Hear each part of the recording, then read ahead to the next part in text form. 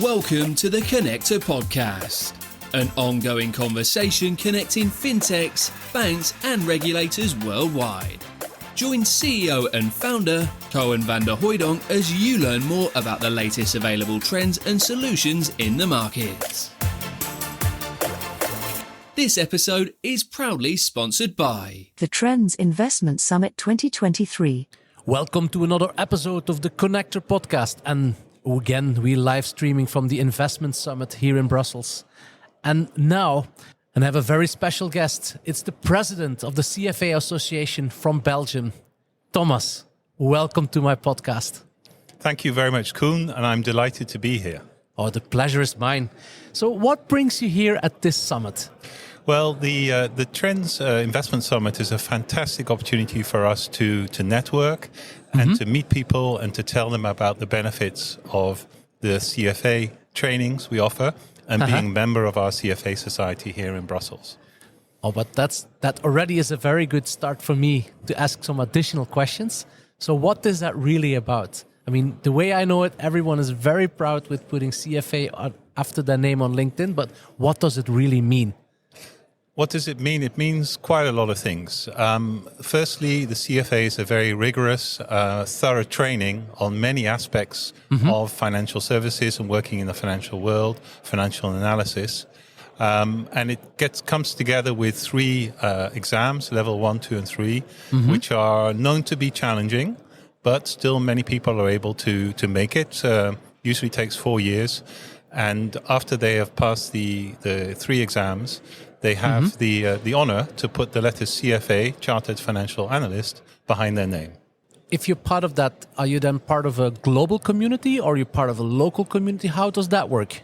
Yes, that's a very good question. So globally, there are now 176,000 CFA charter holders. So you become It's a lot of people.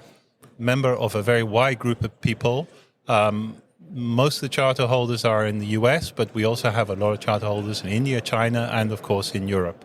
In Belgium, we have around 360 members of our local association. How does it work? There is the Chartered Financial Analyst Institute in America, who set the standards, the exams, develop courses, and develop lots of new courses as new challenges arise in the financial world. And then we have local chapters, for example, the CFA Society Belgium, where I'm the president. Oh, nice. And you mentioned challenges. So what are the typical topics that you guys are working on? Is that the right term, working on? Yes, I think working on and also being responsive to how the world evolves. I think the CFA course itself has evolved to allow for a lot of new things. Over the years, for example, we've added more modules and more information on the efficiency of markets and on passive against active. Very relevant for this conference. Very relevant, and it's not the case that the CFA course is just a course for equity analysts to do active research. We also look at things like using ETFs, passive management, asset allocation, governance. More recently, we've also developed an ESG certificate, which is very popular. And you don't have to be a CFA charter holder to study and do the exam for the ESG certificate. Actually, I just met here at the conference the head of one of the big asset managers present here, and he'd done the ESG certificate himself. And we're also developing trainings in areas which are puzzling a lot of people, like artificial intelligence and machine learning. So we're always trying to help our members with new topics and to get them to stay up to date. Oh, nice. Can I zoom a little bit into the certificate around ESG? Because I fully agree with you. It's the hot topic at the moment at this conference. Well, maybe even generally in the world. So what does the certificate really comprises of? So it's a training course which you can do without being a charter holder. It covers questions for people who are both managing investments, but also for people who are in the C-suite about how to look at integrating ESG factors into your decision making, whether it's in your investment process or in your business decision making. And it's a course which we do. There are 100 questions to be answered, and it's offered at $675. All right, but I guess you also help people to be trained, because asking the questions is one thing, but how can people then prepare for that? So all our trainings are organized by the institute I mentioned before. And the way it works is if you put your name down for any of your courses, you are given free, or is included in the course fee, online training modules where you can learn about the different topics to prepare for the exam. And in addition to the learning, you can also do test exams, test questions to see if you've understood what's needed. So the complete suite of materials are there for the different courses we offer to prepare for the exams. I think that's great, because it helps all of us to be more knowledgeable about the topic, which is extremely important. But I was also told that the society that you're in, it's also a large network, a network of people with a sort of code of conduct, how to deal with each other. So how does the network aspect work? What can you expect from a neighbor which is also a charter holder? Well, I mean, first and foremost, if you want to become a charter holder, you have to have 4 years professional experience as well as pass the exams, and you're expected to adhere to the CFA Institute's code of conduct, their code of ethics, which is very important.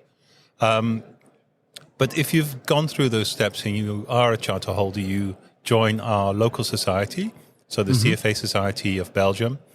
And people really enjoy being a member because it gives great networking opportunities.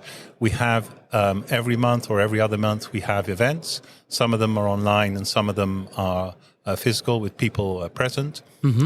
And there are interesting presentations about all sorts of topics to update yourself. And then afterwards, typically in the evening, we will have the opportunity for a drink and networking. And that's always very, very popular, because it allows people in the industry to meet each other, to cross-fertilize ideas, maybe look at employment opportunities, think about what other people are doing. It's very, very popular, our events. And give you an example, we had Van Overveld, the former finance minister of Belgium, come to talk at one of our events in January, which was heavily subscribed to. And very popular. I understand. Some of the events we also open up for people who are studying for the exam. So we are in touch with what we call candidates. So the people who are studying for the 3 levels of the CFA exam. And from time to time, the events we hold in the evenings are also open for them, so they can come and get a taste of what it's like to be a charter holder. And obviously to meet people who have got probably more experience than they have professionally. And it's very much appreciated. No, I understand. Now, I'm a firm believer that it takes 3 to tango. And what I mean by that, it's the banks. It's you guys maybe to help the banks, but there's also the regulator. So how does the relationship work towards the regulator? Do you also have a duty to fulfill over there? Well, I would say that we, as a society and also as the Institute, are in constant dialogue with the regulator. And where we think appropriate, we do seek to influence things when we think that's to the benefit of the industry and our society. Of course, a lot of things are decided nowadays at European level rather than at local Belgium level. And we are very actively engaging with the Institute, with the European Commission and with the regulators at the European level. But it's something where I feel we can do more, and we want to be more active in Belgium. Recently, just to add to that, we recently put out a paper on inducements. Very relevant at the moment. That's to be found on our website, and I think it's being read with interest by the different regulators. Interesting. Maybe we're coming towards the end of our podcast today. So what are you actually expecting from today's investment summit? What would be for you a good day? If you have achieved that, it's a good day for you. Well, Koen, thank you again for the interview and for talking to you. I think what would be a great day would be to meet lots of people. People who are both charter holders and to catch up with them. And possible candidates. And also to meet maybe some of the fund groups who are often very keen to come to our events and speak at our events. So I think it's a great opportunity today to meet lots of different interesting people. Well, excellent. Sounds very much what I appreciate as well as being the connector. Last but not least, we talked a lot about the charter, but very practical. If the listeners want to become a charter holder, what do they have to do? So they should go to our website, CFA Society Belgium, and you can find lots of information both about the Institute and about our society. I'd like to thank you so much for having you in the podcast here today.